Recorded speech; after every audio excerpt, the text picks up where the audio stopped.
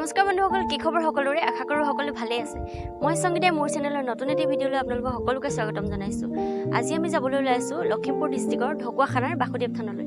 গতিকে ব'লকচোন বাসুদেৱ থানৰ বিশেষত্ব আৰু ইতিহাসৰ বিষয়ে অলপ জানি আহোঁ আৰু লগতে বাসুদেৱ থানৰ চাৰিওফালে পৰিৱেশটো অলপ দৰ্শন কৰি আহোঁ।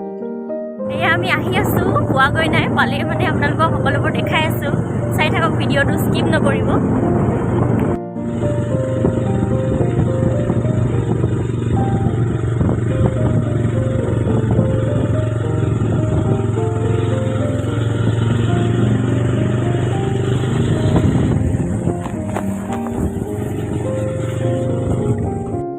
বাসুদেৱ থান পাই গ'লোহি। এয়া প্ৰথম গেটখন পাইছোঁহি আমি, আৰু এতিয়া এইফালেদি ভিতৰলৈ সোমাই যাব লাগিব বাসুদেৱ থানৰ।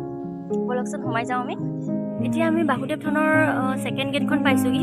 ব'লকচোন ভিতৰলৈ সোমাই যাওঁ।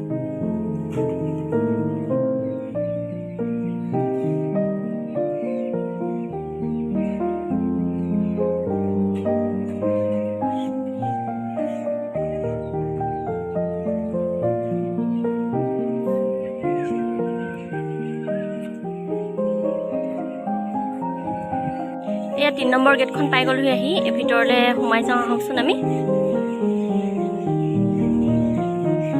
মিষ্টাৰ গৈ আছে, মোৰ শৰাই দিব লৈছোঁ আমি। শৰাই লৈ পেলাই গৈ আছে তেওঁ।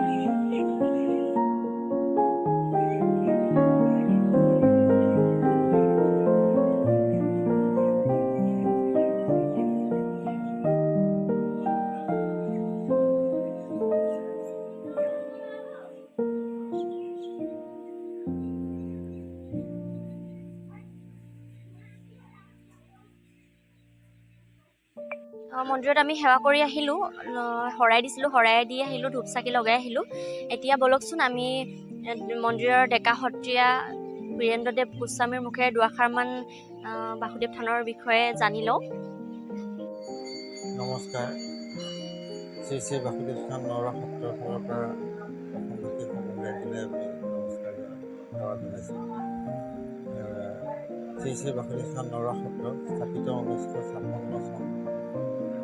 স্থাপক হ'ল শংকৰদেৱৰ মহাপুৰুষ শ্ৰীমন্ত শংকৰদেৱৰ পৰিণতি দামোদৰ আটা।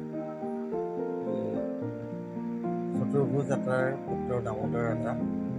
দামোদৰ আটাই যেতিয়া ওলাই আহি নৰোৱা থানত বাহৰ পাতে, তেতিয়া ৰজা জয়ধ্বজ সিংহৰ আমন্ত্ৰণ ক্ৰমে ৰাজসভাত গৈ উপস্থিত হোৱাত ৰজাই সন্তুষ্ট লভি এই বাসুদেৱ থান নৰোৱা সত্ৰৰ বৰ্তমান ঠাইত স্থাপন কৰি দিয়ে।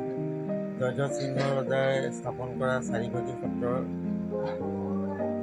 সোৱণশিৰিৰ গৰাখহনীয়াত পৰাত পুনৰ শিৱসিংহ ৰজাৰ দিনত ৰামচন্দ্ৰ আটাই এই বৰ্তমান ৰৌমাৰী পথাৰ যি ভাগ বৰ্তমান নৰোৱা সত্ৰৰ বাসুদেৱ থান হিচাপে প্ৰখ্যাত, এই সত্ৰখন স্থাপন কৰে।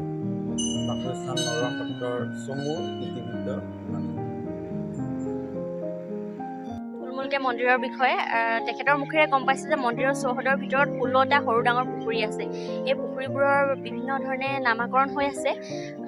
বৰপুখুৰী, আইগোসানী পুখুৰী, বাচন ধোৱা পুখুৰী ইত্যাদি।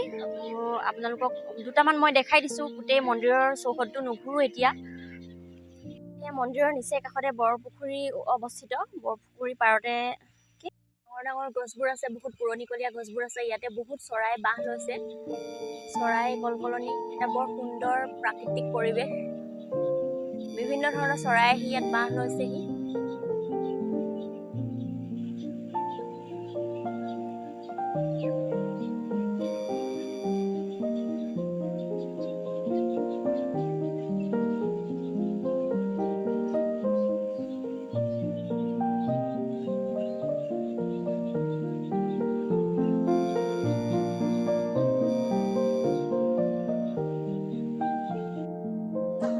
চাৰিওফালটো চাৰিওদিশটো আপোনালোকক মই এবাৰ দেখাই দিব বিচাৰিছোঁ।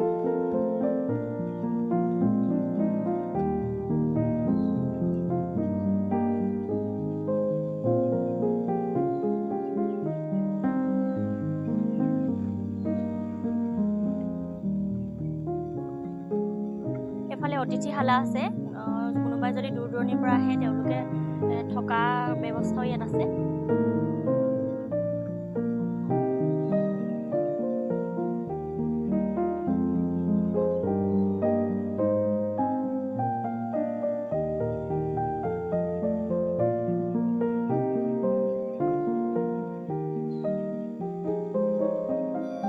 বাৰু বাসুদেৱ থানৰ বিষয়ে জনালোঁ আৰু পৰিৱেশটো দেখালোঁ। আপোনালোকে আহক, এই থানৰ সৌন্দৰ্য মনোমোহা পৰিৱেশ উপভোগ কৰক, লগতে সেৱা সৎকাৰ কৰক। ইয়াত সেৱা সৎকাৰ আগবঢ়ালে মনৰ আশা পূৰণ হয় বুলি সকলোৰে বিশ্বাস। বহুত দূৰ দূৰণিৰ পৰা ইয়াত ভক্ত আহে। আজি আমি আহি থাকোঁতে এতিয়া আহিছে যোৰহাটৰ পৰা ইয়াত অতিথিশালাত থাকিবৰ কাৰণে তেওঁলোকে। বহুত দূৰ দূৰণিৰ মানুহ আহে আজিকালি। আপোনালোকো আহক, বহুত এটা সুন্দৰ পৰিৱেশ, সেৱা সৎকাৰ কৰক। ইমানকে কৈ মই মোৰ ভিডিঅ'টো আজি সামৰণি মাৰিব বিচাৰিছোঁ। গতিকে বাই বাই সকলোকে।